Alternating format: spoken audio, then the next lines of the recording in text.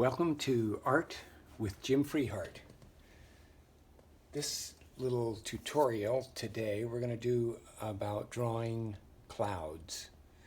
Clouds are probably one of the more difficult things that most people find to draw because we're trying to make it look three-dimensional and light and airy, not like a solid mass. So there's some little tricks to that, and I'm going to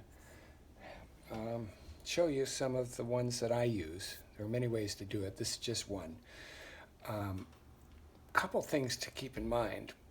Depends on where you're looking at a cloud in the sky. If they're far away, down close to the horizon, then the clouds often are very flat on the bottom. I'll make these a little bit darker so it's easier for you to see them. So here's some far away clouds. One of the most important things too is I don't want it to look symmetrical exactly. I want it to look asymmetrical, so I might have it higher on one side, lower on the other side. Here's the bottom of the cloud where I'm going to put some of the shadowing. First thing in any drawing is figure out where your light source is. So I'm going to, in this case, I'm just going to put a little bit of sunshine up here. And here are the distant clouds. Now here comes some more clouds that might be up closer. And note, I'm making the bottom much more irregular, not quite as flat as I did with these. Or here's another cloud even further away, and it's going to go behind this one here. So there it is. I'm going to make it a little softer, not quite as dark, so it looks like it's a different distance from the viewer. Then up in here, it might have another cloud coming. And again, I'm going to make this into maybe a much bigger kind of cumulus billowing cloud. So watch what I'm doing. First, I want to get the overall shape of it. Parts of the cloud would be breaking up and not just part of the solid mass. Here, to make it look three-dimensional, I've got not just my perimeter lines, the lines that show the outer edges of the cloud, but here's another part of the cloud that's billowing up more in the foreground. So watch how we do this. There's a part of the cloud that's billowing up behind this one. This one, in this cloud, this will be one of the closest ones, except for occasionally you get, I'll do it last, another cloud piece that's floating along in front of this, and often it's darker because there might be some high cloudiness that shadows this little cloud that's floating along here in the foreground. Here we go. So I'll do a couple more little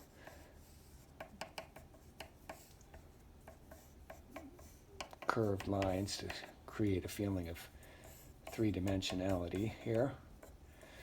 Here's the darker part underneath. And there are different ways you can do that, but I like to try and make my lines curved, you know, like my shadow lines.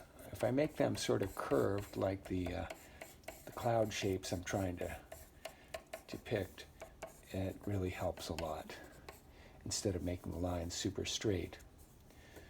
So there we go. There's now again, this looks kind of flat here unless I make one part of that go behind another part. Here it would be this part maybe going like that. So this part's behind. This is the closest part of that cloud. And then I'll use my fingers to do a little smudging here. Again, shadow. Okay, shadow side of the cloud right here, over here. This is more shadowed over here.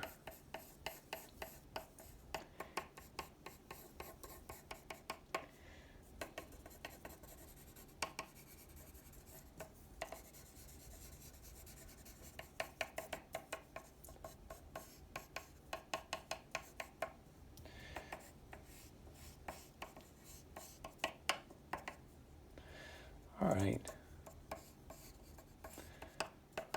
It's just kind of a quick little sketch there. But again, watch, I want to make sure that this cloud looks different than the background of the sky beyond there. Now, one thing you can do, just for something sort of fun, is what if I made lines coming out from the sun and made them go straight across my paper here, coming up on the other side of the clouds here, going straight out like this, right, straight out like this. Now, just putting those few lines in there starts to gives the background, or the blue sky that might be behind these clouds, a little more depth, kind of. It would create the illusion that there's something different from where the cloud is and where the cloud isn't. So this is one way to do it. If you have color, you can certainly do it with color to have some real contrast between the closer up clouds and the distant sky. Okay, I'm going to use my fingers here and do a little bit of smudging.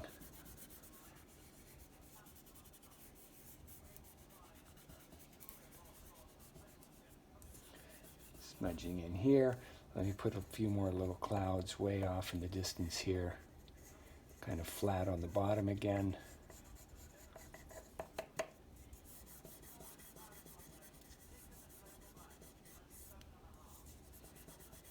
Trying to smudge out these straight lines that I put in there.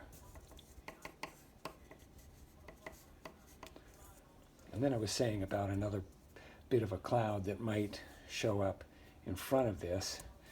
And I usually do this with paint, so I'm having my own challenge trying to do it in pencil right now. So this might be another bit of a cloud that's a little darker and contrasting, so it stands out from the cloud behind it. This might be another piece of a little bit more horizontal cloud that's coming across the scene here. Smudging that in a bit, smudging that a bit. There we go. What if I wanted a little rain shower to happen here? So here's a pretty nice big cloud. So let me put some streaks of rain that would be coming down from the cloud there. Usually I don't make them straight up and down. Usually they're at a slight angle because the cloud's usually being blown across the landscape.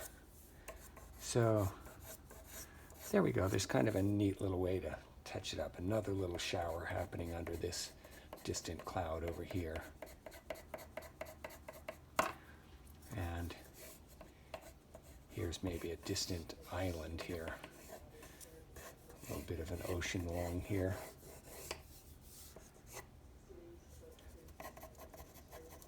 I got to shade this a little bit, not too much detail, just a little bit of shading to separate it from the background of the sky. And then the ocean, often if you're looking at an ocean off in the distance, right near the horizon, it's pretty dark.